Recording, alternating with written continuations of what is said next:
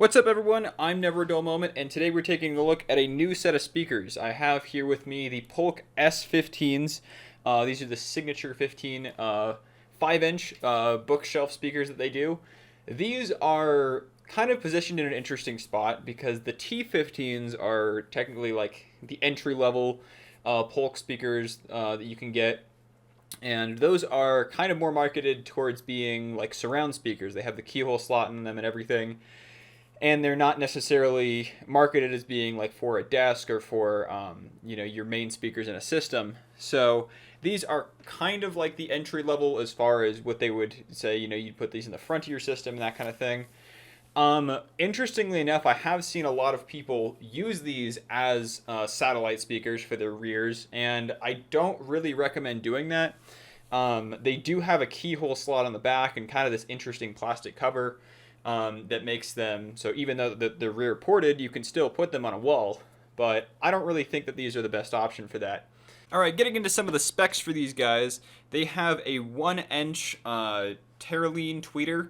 They have a 5 1/4-inch mica reinforced polypropylene cone, and the frequency response is rated from 50 hertz all the way up to 40 kilohertz. The cover has this nice piano black gloss finish on them, and they're covered in this nice vinyl wrapped wood grain finish. They have a really nice feel to them. It's a very dense box. They're clearly using a lot of wood to reinforce this box, and it's really dense. If I walk over here, you can hear that's a very dense sound. So, I have pretty high expectations for these when I took them out of the box.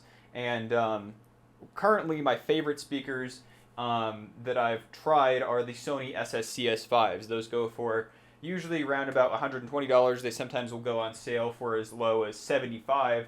These guys typically retail for about $250. Currently, Amazon has them for $140. So they're, at that price point, they're a very close competition. And I was interested to see, maybe do I just have a Sony bias? Which one is going to end up on top? So I just kind of took these out of the box and I started listening, and I really like these speakers. I mentioned earlier that I don't really recommend using these for a surround sound system, and the reason for that is not because that they're bad for that, but it's really because it's just really unnecessary. The biggest thing that you want for like satellite speakers for rear channels, side channels, is that you want them to be kind of lost in the room. You don't really want to hear where they're coming from. You don't really need a lot of detail, and the kind of sounds that those speakers are doing are usually like background music, maybe whooshes and little effects. Really basic stuff that almost any speaker could do for you. So what's really common to use for, if you're getting a more well put together system, is that you'd get something like bipolar, dipole speakers. And I'm not going to get into a lot of details about those, but essentially they have two woofers and two tweeters, and they're facing in different directions at a 45-degree angle. And the idea of that is that they're made so that you can't really tell where the sound's coming from, and it just kind of washes around the room. So spending, even if it's 140, around, $200, $250 regular price, I just don't really see a lot of benefit from getting something like this. But that's just my own 2 cents. If you get these for if you get these as satellite speakers for your system, I don't think you're making a dumb choice or anything. I just think that there's probably better options out there. So that's just my 2 cents.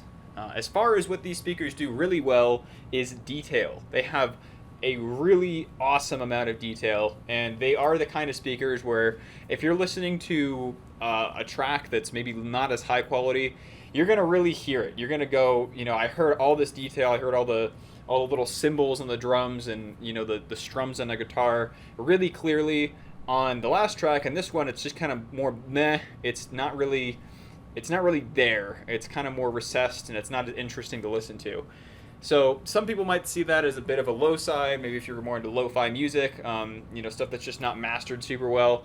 I have personally noticed it a lot in my own experience because I've gotten more into music production lately, and when I'm recording stuff, I'll listen to it on my headphones, and then when I kind of want to review what I have, I'll listen on these guys and see what it sounds like on a pair of real speakers, and I'm always like, wow, I want that to sound a little bit more clear. There's just detail that's missing. So they're kind of brutal in that respect.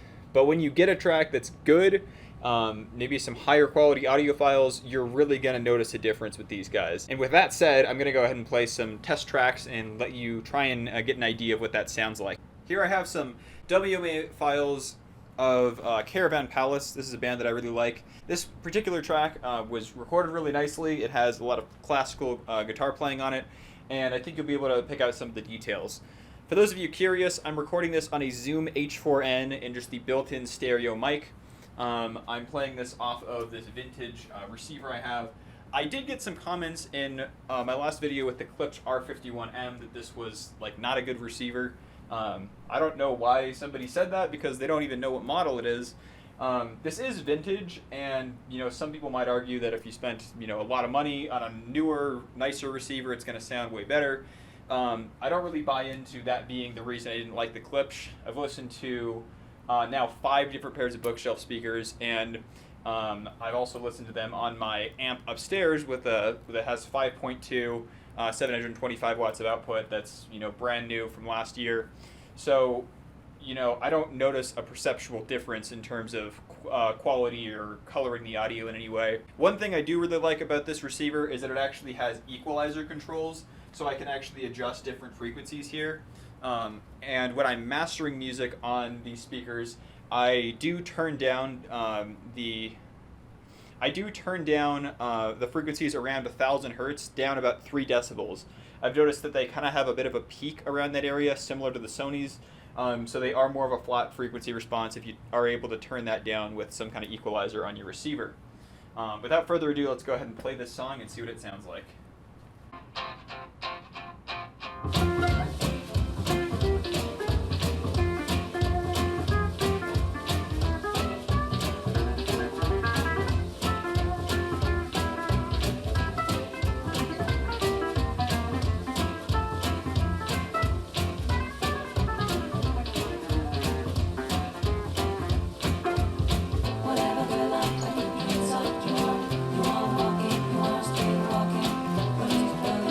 That's what those sound like.